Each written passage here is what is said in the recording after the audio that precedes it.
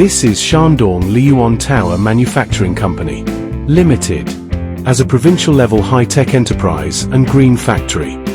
Shandong Liyuan has been deeply engaged in tower manufacturing for 16 years, covering high-voltage transmission towers, substation structures, and steel structures.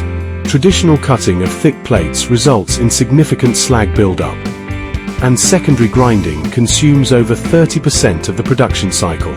Since the launch of the RITMAN Laser GF26030, we have not only completed orders in Xinjiang and Jiushan ahead of schedule, but have also taken on high-voltage transmission tower and substation structure projects in northern Shaanxi, Gansu, and other regions.